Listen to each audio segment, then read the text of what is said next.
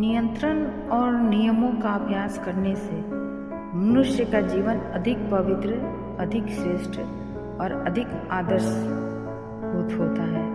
परंतु यह अभ्यास केवल अभ्यास समझकर नहीं करना चाहिए, प्रत्युत उन गुणों को अपने जीवन के अंदर उतारना चाहिए। ऐसा लगना चाहिए कि जो जीवन है वो यम नियम रूप ही बन गया है। कहने का मतलब कि वैसा अपना निज स्वभाव ही बनना चाहिए। श्रेष्ठ और उच्च गुणों से पूर्ण स्वभाव बनना ही यहाँ मुख्य है। दिखावे से अथवा प्रयत्न से केवल कार्य नहीं चल सकता। अब विचार करना है कि यह स्वभाव किस प्रकार बनाया जा सकता है।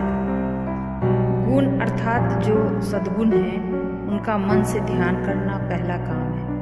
जब अपने मन से उन गुणों की श्रेष्ठता निसंदेह श्रेष्ठ सिद्ध हो जाए तब उनके अनुकूल कर्म करना आवश्यक है। जैसे मन में गुण धारण किए थे और जिनकी श्रेष्ठता मन के द्वारा निश्चित हुई थी, उनको कर्म करने के समय उपयोग में लाना चाहिए। इस प्रकार जब गुण और कर्म को विचार और आचार की मन और कर्मेंद्रियों की एकदम वृत्ति बन जाएगी, तब वह भावना स्वभाव में परिणत होती है। इसी प्रकार स्वभाव बन जाता है, जैसा जिसका स्वभाव होता है वैसा ही वह होता है। इसलिए स्वभाव बनाने का अपना महत्व है। बार बार कोशिश करने से ही स्वभाव बनता है। बड़े परिश्रम से बनने वाला वह भाव है।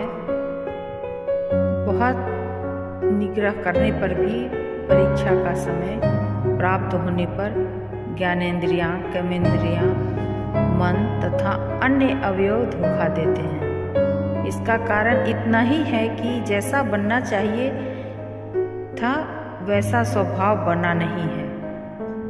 विश्वामित्र ने बहुत तपस्या की, बहुत ही मन का संयम किया, परंतु परीक्षा का समय प्राप्त होने पर पता लगा कि भोग वासना शेष रही है और ब्राह्मण का समदम अभी तक स्वभाव में उतरा नहीं। योग साधना में इस स्वभाव के बनाने का अर्थात महत्व है, अत्यंत महत्व है। बाहर के दिखावे का यहाँ काम नहीं है, परंतु सच्ची आत्मा परीक्षा का ही यहाँ संबंध है। नियंत्रण नियमों का स्वभाव में ढालने के विषय में जो अनुभव की बातें हैं उनका ही यहाँ विचार करना आवश्यक है। यदि हमें अपना स्वभाव बनाना है उच्च कोटि का, तो हमें विशेष रीति से ही प्रयत्न करना चाहिए।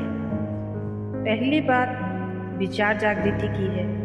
एक एक विचार मन में सतत जागृत रहना चाहिए। विचार जागृति मन में सतत होने के लिए एक ही उपाय है और वह यह है कि उस प्रकार के शब्द मोटे अक्षरों में हमारे सामने सदा रहें। वेद के उत्तम मंत्र, उपनिषदों के वाक्य, शास्त्रों के आदेश, सद्पुरुषों के बीच, सत्पुरुषों के बोध, सुभाषित आदि मोटे और सुंदर अक्षरों में लिखकर यदि हम अपने घर की दीवारों पर लगाएंगे तो बार बार उन भावों का स्मरण हमारे मन में होगा और हमारे अंदर सद्विचारों की योग प्रकृति जागृति हो जाएगी। यह संभव नहीं है कि यह संभव नहीं है कि हमारी मन प्रवृत्ति की योग वाग छपे छपाए बाजारों में मिलेंगे। यदि मिले तो लेकर उनको लटका ले सकते हैं, परंतु न मिले तो हम उनको खोजें और खोजकर उसे मोटे अक्षरों में लिखकर उसे दीवारों पे सजाएं।